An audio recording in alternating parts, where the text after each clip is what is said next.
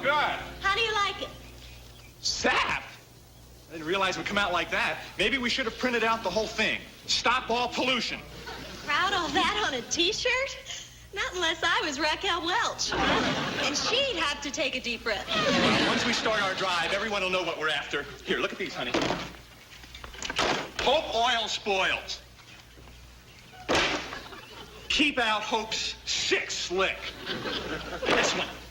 Say nope to Hope.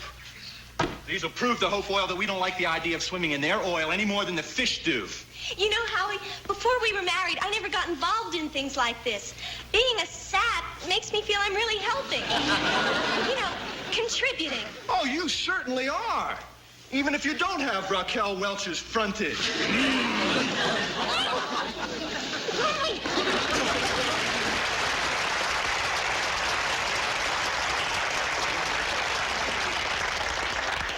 What is it?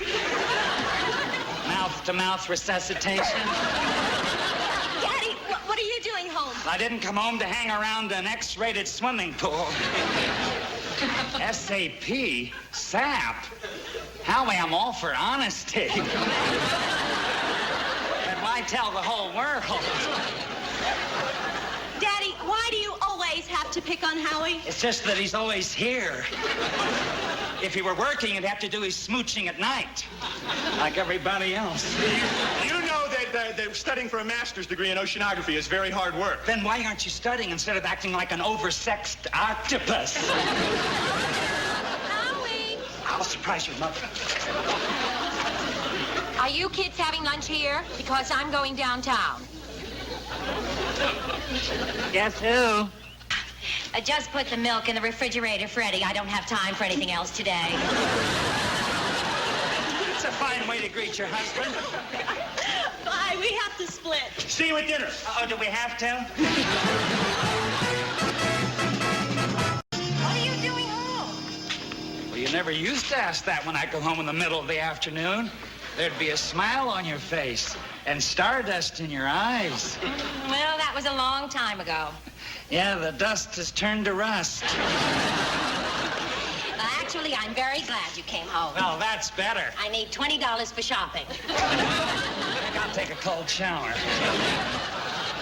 No, really, darling, why did you come home? Well, I'm on my way to meet J.J. at the Hope Oil temporary office. They set up a trailer at the drilling site. And since I had a couple of hours to kill, I thought I'd drop in for a loaf of bread, a jug of wine, and thou. Well, you can have the loaf of bread, but we're out of wine. And your thou is on her way to the dressmaker. Maybe I'll give up long and get myself a milk route. But if I win this case for Hope Oil, you can dress like Mrs. Onassis. Oh, good luck. But from what I've read, the citizens aren't too happy about offshore drilling. Well, I intend to show them that Hubert T. Hope has no intention of polluting the harbor. He's a human being, just like you are, trying to earn an honest dollar, and with One hell of a tax break. one hell of a tax. Martha, please, I'm trying to create goodwill for Hope Oil. Say nope to Hope. That's cute. Yes, sir, Martha, there's a big bonus in this for me. So, how about a little lunch for your millionaire-to-be husband?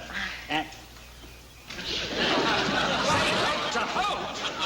What is this? Some kind of practical joke to give my ulcer an ulcer? The kids were painting them for some demonstration. Not some demonstration, Martha. My own kid's sabotaging me. Hi, Mom. Daddy, what are you doing home? I thought I came home for fun and games. But it's been one big, dull surprise party. Sally, what are you doing home from school? Our civics teacher let us out early so we can watch the demonstration against Hope Oil. She wants us to see democracy in action. When I was in school, they only let us out for fire drill. Give me my coat. I'm gonna yank Howie and Barbara out of that hippie happening. Can you imagine my position if Hubert T. Hope finds my children are part of that demonstration?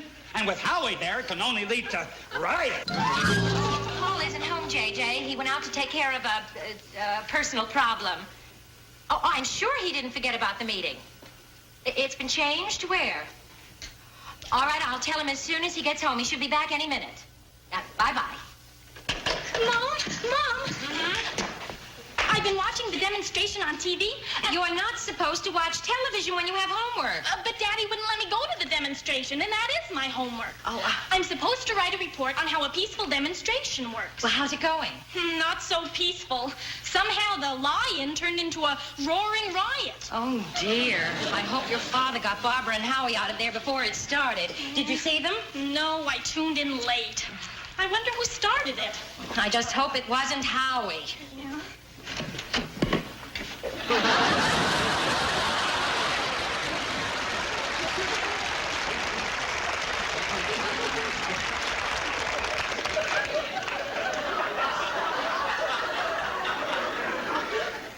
I'm suing the Ocean Grove police. Paul, don't tell me you got caught in the riot. It wasn't a riot, Martha. Can't you see? It was a peaceful demonstration. There are pieces of me all over Ocean Grove. Yeah, you got a needle and thread? Paul, have you been crying? No, just a little tear gas. Tear gas? That's just what I need for my report. Give me all the gory details. Strange. She's getting stranger. Never mind her, darling. Tell me what happened. But go slow. When I drove up to the Hope Oil trailer, there must have been at least 200 of those welfare zombies lying in the street blocking my way. I wanted to get to Howie and Barbara, but the police wouldn't let me through the barricade. They didn't believe I was an attorney. For some reason, they thought I was one of those weirdos. No wonder that's what they thought. What do you mean? It's just that you have such a young look, darling. What happened then? Something I never believed I would do. Me, with all my dignity, my controlled, unemotional legal training. I kicked a cop. Why did you do such a thing? I didn't know he was a cop. He was disguised. He looked like one of those Alice Cooper people. Did the officer kick you back? No, he picked me up and threw me at one of the demonstrators. The demonstrator got mad and threw me back at the officer. I was up for grabs. Did you see Howie and Barbara? I didn't see anybody. From that point on, it was tear gas time. And I could barely find my car to get out of there. Come on in, everybody. We'll be safe here. Come on. Daddy, we didn't expect to find you home. What makes you think this house needs any more saps? Well, I thought they'd be safe here. Hope you don't mind. I'm a lawyer. I don't harbor criminals. Just a second, Mr. Sims. No need to lose your cool, sir. We were merely exercising our right to peaceful protest by lying down in front of Mr. Hope's trailer. And then some lame brain started shoving the cops around. Yeah, and although we didn't see him. We didn't see him. We have reason to suspect that he was an agent provocateur. You'd be surprised how many of them infiltrate these peaceful lie-ins. They do, huh? Daddy, this is Professor Holbrook from Howie's University. Oh, what do you teach? Loony logic? Man, why you giving us all this jive? I thought from the seat of your pants you was one of us. Huh? What is he talking about? I started to tell you. You have sap on your pants. Sap on my pants? Well, no wonder that cop went ape. How did this get here? Sorry about that, Dad. Mr. Sims, I'm really sorry about you. Daddy, what were you doing at the riot? Starting it. As for that, no more David Cassidy records. I'm the lame brain, I'm the lame brain, and the agent provocateur all rolled up into one big sap. Hey, you're real cool, Daddy Bear. You should be ashamed of yourself lying in the streets. Why aren't you home learning to be a little mother? I already know how to be a little mother. Cynthia. You're male chauvinist. How I get these freakos out of here, and especially that loudmouthed liver. Too bad the fuzz didn't total you. Don't you talk to my husband that way. He loves women. Especially when they keep their mouths shut. Thanks a heap. Oh, I didn't mean you. I meant this other big mouth. Will you all stop confusing me? I have no more time. I've got to get ready for this meeting. Oh, but Paul, dear, JJ phoned from the office and he said because of the riot he thought it'd be too dangerous to meet in the trailer, so he and Mr. Hope are coming said they're gonna meet where? Here. Can't you ever keep anything to yourself? Confrontation with Hope is exactly what we want. You're not confronting anybody, and especially here. Now take this Jane Fonda fan club and beat it. I'm gonna count to 3. And when I finish, I don't expect to see one of you standing there. 1, 2, 3.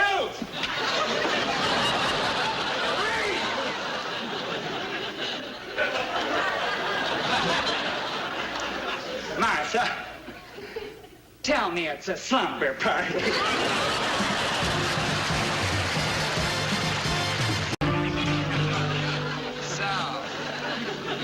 The happy rejects are still here, hiding behind that lousy First Amendment. Daddy, would you repeat that? I'm taping this for civics. What? Things are happening too fast for me to take him down in longhand. What happened to that sweet little child I used to birth? This is all your fault. Oh, I didn't plan it this way, Dad. Mr. Sands. We just want to express our views to Hubert T. Hope. Well, you can express them from a jail cell. I'm calling the police. Stop that!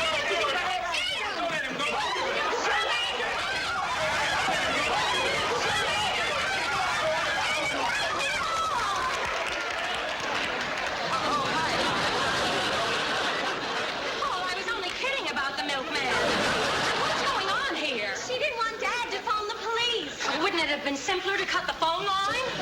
We don't believe in violence. But I'm beginning to. Maybe if you agreed to present their case to Mr. Hope, they'd leave. You can't talk to these weirdos. It's like a foreign language to them.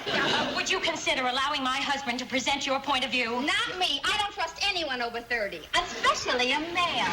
Especially a white dude. Martha, there's only one way to talk to them. If you don't all get up on your feet and get out of here, I'm gonna blast you out. Shades of Chicago.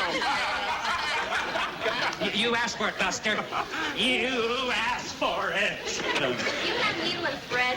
You're going to need more than a thread to cover you up. Come on upstairs. I'll give you a robe. Maybe one of my dresses will fit you. Now listen, gang, I have to live here, and I think we can trust my father-in-law to present our case. Now, he's really a good guy, even though he doesn't always talk or act like it. Anyone who doesn't want a bath, and that's probably all of you, has 3 seconds to clear out of here. 1, 2. Paul, you can't do that. Oh, no, just watch. If they don't split, I splat. Paul, what do you think we have? Drip-dry furniture? Out of my way, this is a man's work. Chauvinist. You get it first, baby. To it, Godzilla! Oh, no, it's J.J. and Hubert T. Bring him on. All right. We got a little mess we got to clean up in the living room. What? I'll be right back. How about making a deal with Mr. Sims? I make no deals. Out. Out. Just give him a few minutes alone with Mr. Hope, and maybe he'll get... No deals. What do you say, gang? I dig that. No deal. It's a deal. Martha, get those cans. I'm coming, J.J. Coming. Think about it. Fine.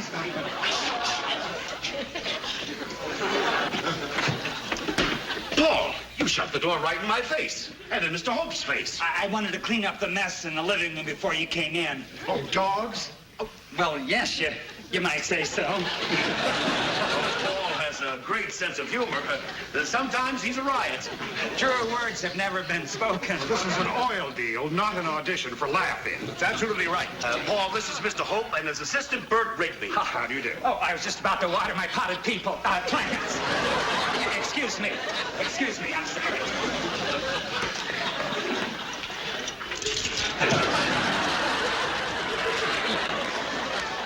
So that's your partner. Oh, not necessarily. He seems more potted than his plants. That's that zany quality that gives him rapport with the younger generation. Those are the people we have to deal with, please. Well, gentlemen, can I get anybody a drink? From a bottle or a hose?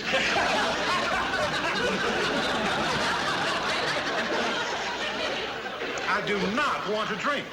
All I want is to see those rioters run out of town. Well, I have every reason to believe those kids had nothing to do with that riot. You know, that's quite possible. I had it from an unimpeachable source that the whole thing was started by a communist agitator. This pinko actually started kicking the cops around. Not until the cops started kicking the pinko around. Where'd you hear that? From an unimpeachable pinko.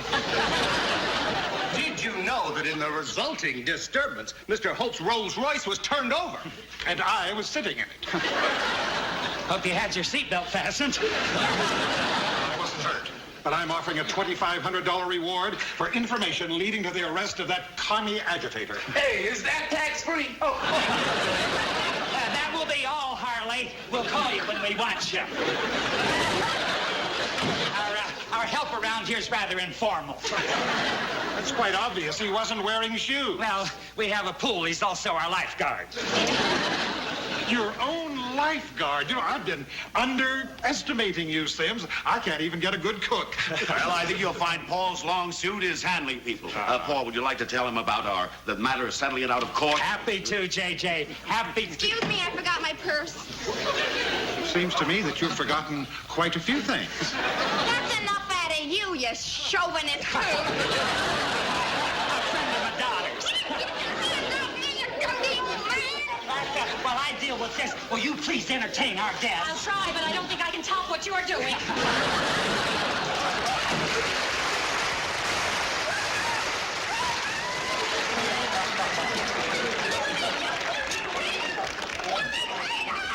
It wasn't until I met you. I'm sorry, Dad, but the group is getting restless. And I'm getting mad. Did they agree to meet with us? I'll tell you one thing. Stop coming in to spy on me, or you'll never get your meeting with Mr. Hope. It's going to take some time to warm him up. He's a stubborn old mule.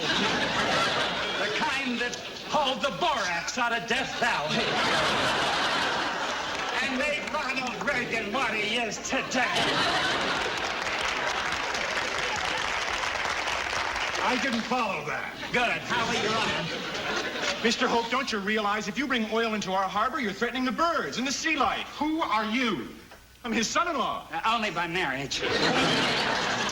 The Saps. Say, you must be the people left over from that riot this afternoon. Sir, we are a valid protest group. We just want to rap with you about the position you've been taking. I'll tell you my position. It was upside down in my Rolls Royce. See, they weren't attacking you. They were attacking the symbol you were riding in. The symbol of money, right? Wrong. We're not against money. We're against pollution. In my day, a radical was a radical you could depend upon. Mr. Hope, look at these eager young faces. They have nothing but peace in their hearts. There isn't one violent one among them. What is it that you want me to do? Stop all of my offshore drilling operations? That's not bad, sir.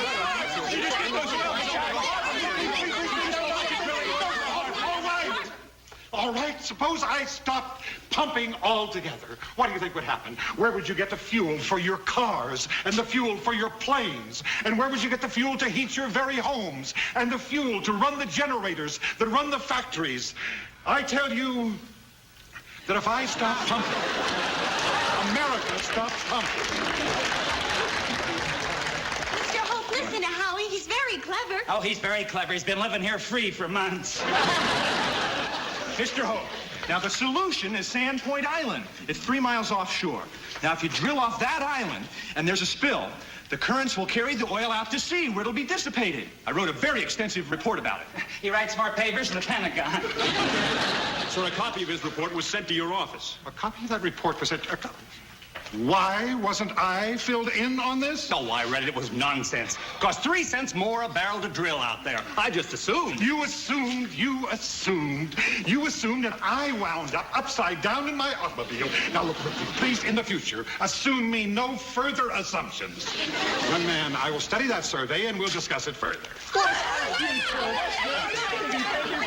You know, with some clever maneuvering, this could turn out to be a good break for us. Give us a chance to make these saps drop their action. Right, JJ, which is exactly what I had in mind when I arranged this meeting. Well, it took a cool head to bring this confrontation to such a positive conclusion. You know, I'm rather hot-headed, and so are these kids. Well, I can't take all of the credit, Mr. Hope. Naturally, it took the cooperation of these fine young people. Yes. And I'd like to say a word to one of them.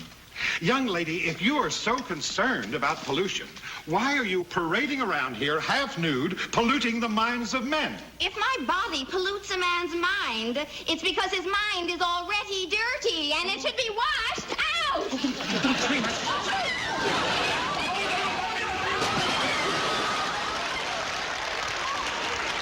We'll save you, Mr. Hope. We'll save you.